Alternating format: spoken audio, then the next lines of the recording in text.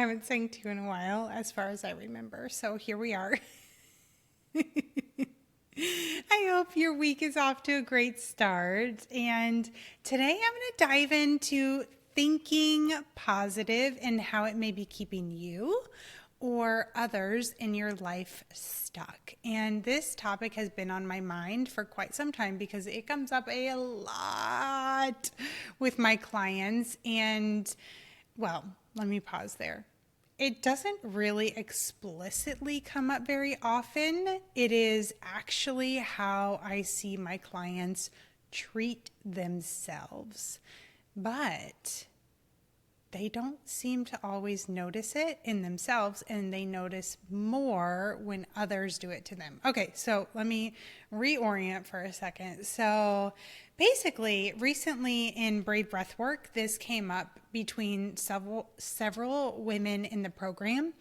And let me just pause here and say, whether or not you consider yourself someone who thinks positive or not, maybe you're like, no, I'm a realist, I don't think positive, then this episode is still going to be helpful for you because there is very likely an impact on your life that you may be glossing over, and a connection to how well you listen and a connection in your relationship. So before I dive into the relationship aspect, I want to talk about how this impacts listening so that you can do a quick self-assessment and evaluate if you are doing this to others.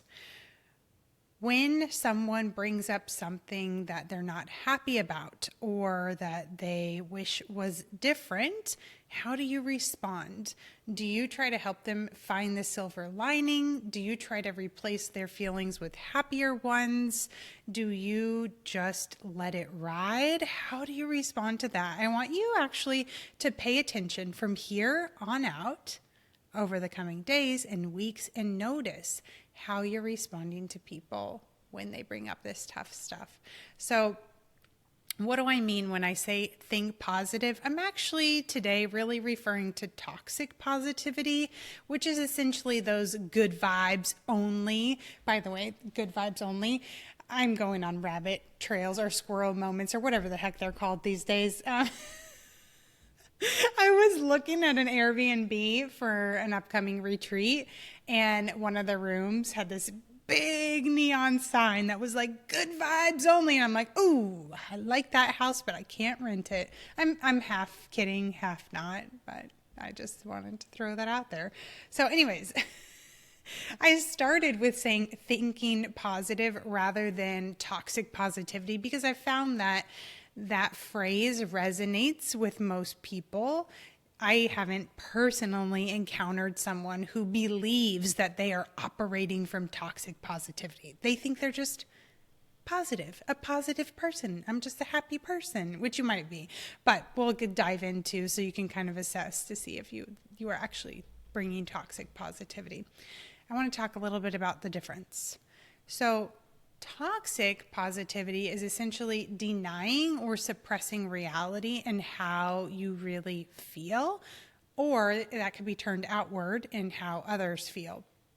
And the goal, so to speak, with toxic positivity is making comments that will minimize or eliminate painful emotions.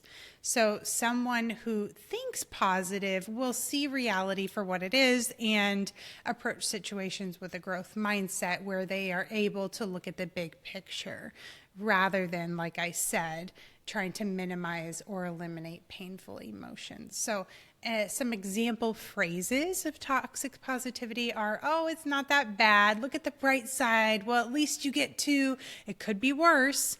And I want you to pause for a second and think, yeah, I hear people say this all the time, or I say this sometimes. Heck, I even say this to my kids.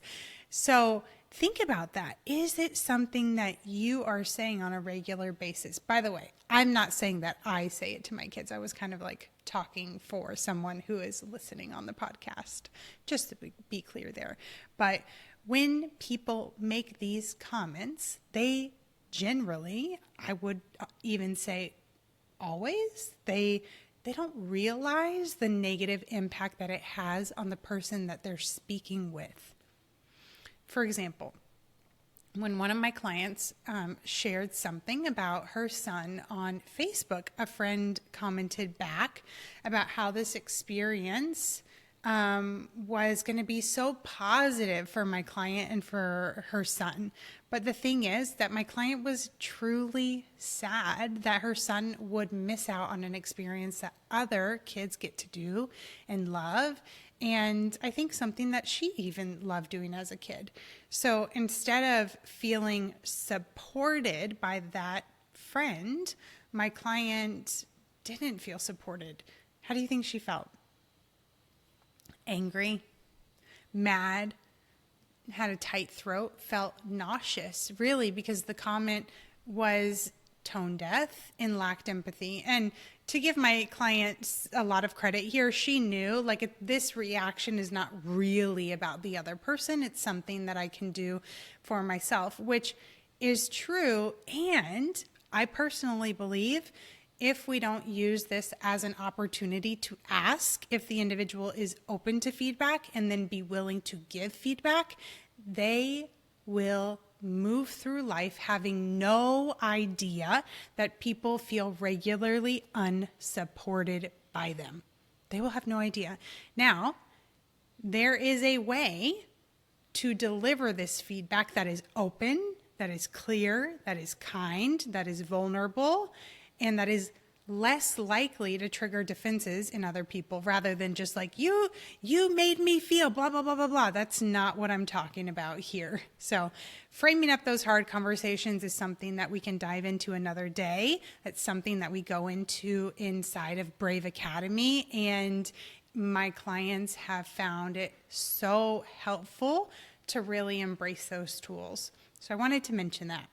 Now, back to my client feeling angry, mad, having a tight throat, feeling nauseous. Can you relate to that on some level? Or after, experiencing toxic positivity from someone, feeling alone, feeling isolated, feeling unsupported, feeling misunderstood, etc.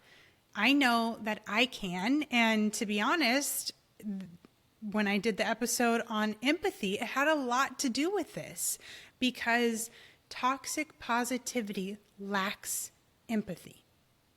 The individual isn't approaching a situation with like, we can get through this and kind of linking arms. You might be like, I don't really link arms with anybody. I know it's a metaphor. Just roll with me here. All right. So this type of experience is so common that you have very likely been the individual either being told to, look at the bright side, or even the person trying to quote unquote raise the vibe by looking at positives. And what on earth causes these problems between people?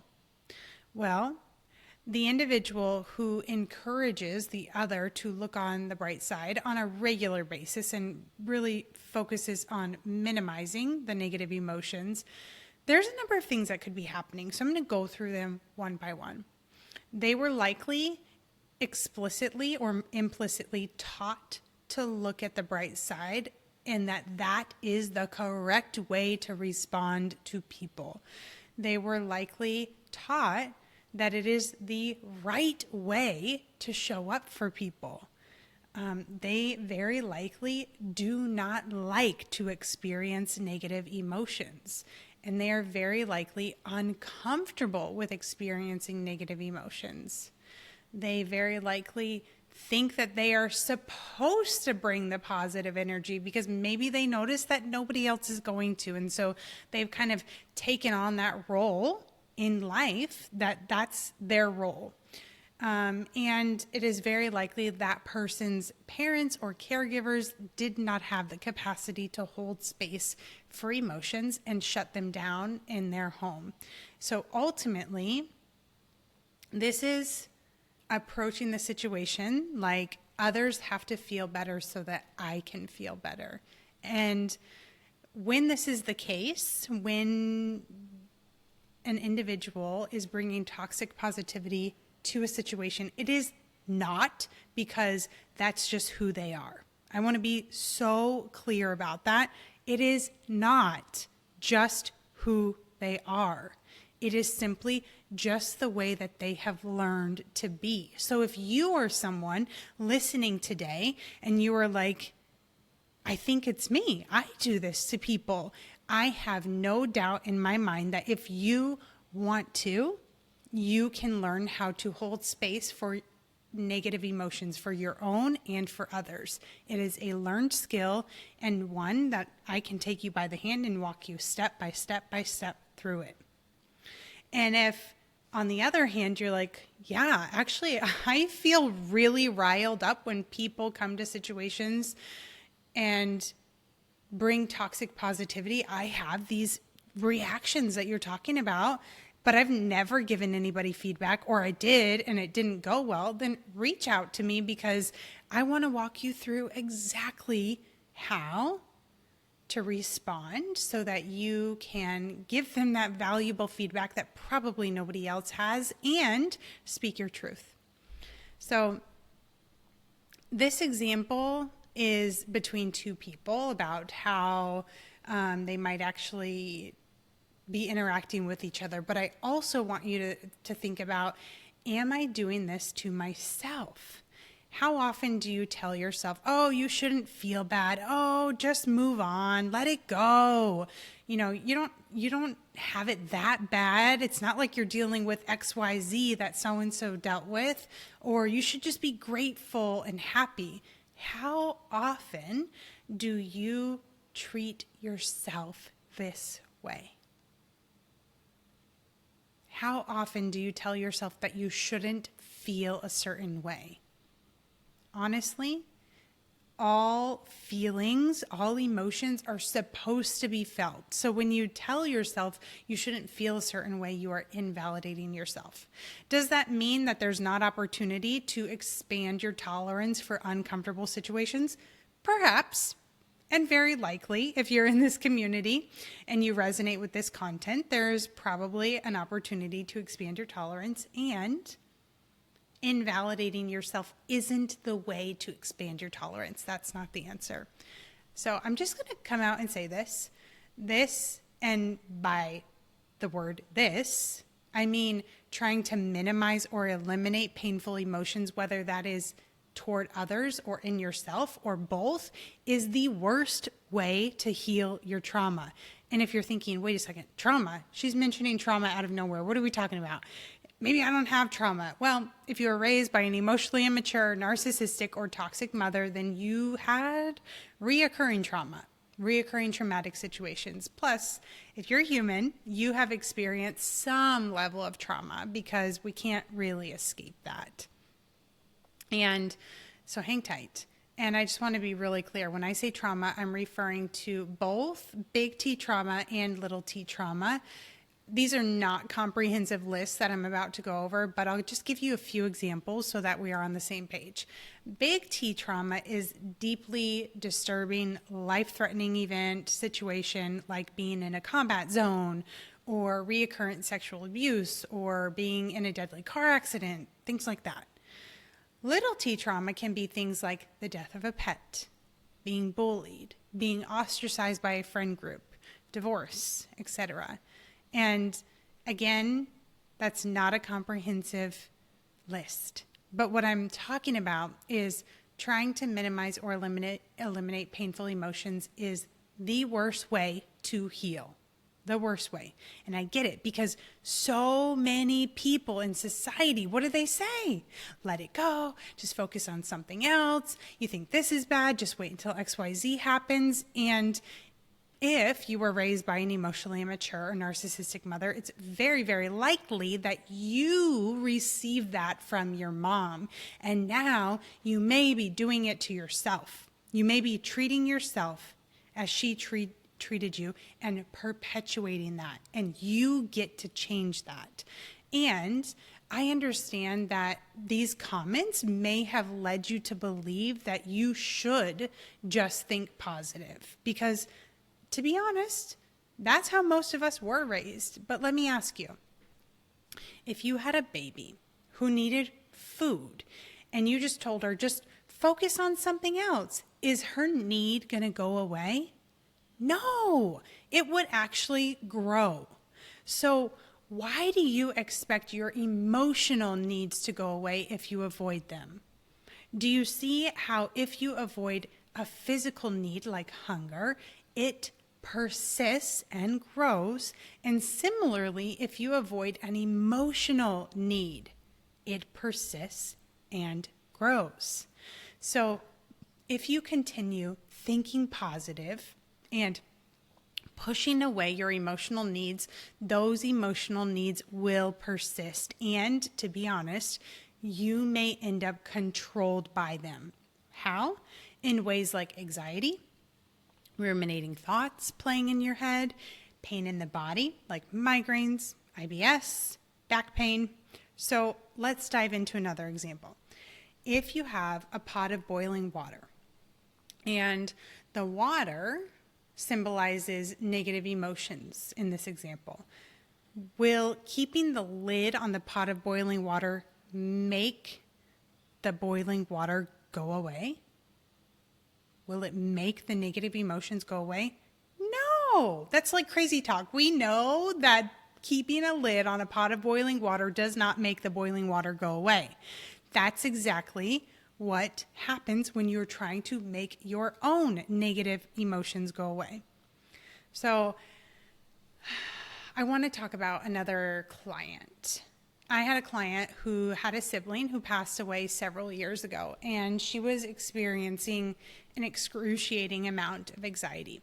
And I worked with her to guide her to embody the tools to learn how to allow herself to feel those negative emotions, the sadness that she was suppressing and pushing away. And she honestly repeatedly sent me mind-blown emojis about the relief that she experienced when she allowed herself to truly feel through it. And so this is an example of the pot of boiling water. She had the lid on and she took it off. And sometimes people are scared to take it off.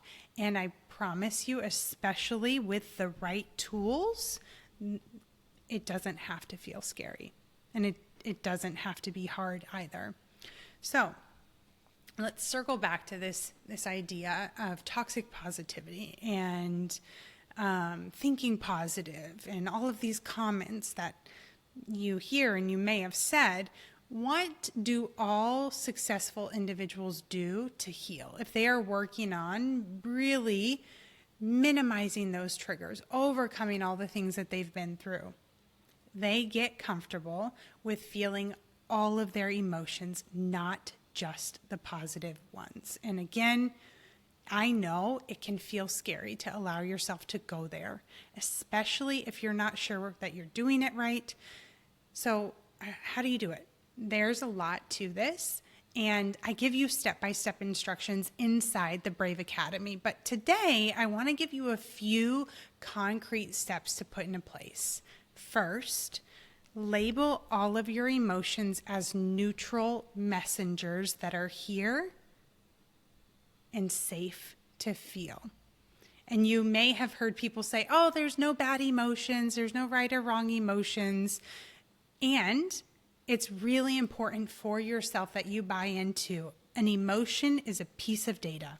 It is a neutral messenger that's here to tell me something, and I get to choose to tune into the data. And for an added layer, behavior is different than emotions. So for instance, a lot of people tie together behavior and emotions. Feeling angry is one thing and is perfectly acceptable. Acting on anger, like punching a hole in the wall, may be not acceptable. It's up to you to be the judge, but you can separate the behavior and the emotion, and then feeling the emotion isn't as scary. And you can shift your definition so that it is acceptable to feel. Second, get curious about the emotion. And I love that phrase, get curious, not furious. And essentially hand the emotion a microphone. So an example of this would be journaling to the emotion. So for instance, if you have a lot of fear coming up, you say, fear, you are safe here. What do you need me to know?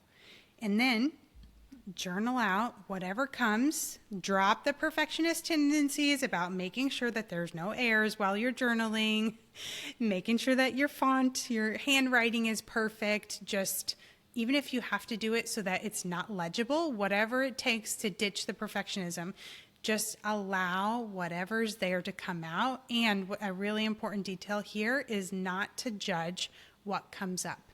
Because if you have judgment toward what comes up, it is far less likely to come out. And again, if you're looking at it like data that you can use that can inform your next steps, you'll want to know what's in your subconscious. And third, I encourage you to tell yourself, I am willing to feel my emotions, because that sends a message to your body and your mind that you are ready to begin showing up in a new way. And you'll be surprised how freeing that feels. So let me ask you, do you want to continue keeping like this attitude of thinking positive and essentially choosing to prevent yourself from healing? Or do you want to shift into a bold, brave badass so that you can heal your trauma and feel happy, alive, free, and unshakable? If you're ready to step into bold, brave badass, then send me a DM today and I'll for Brave Academy.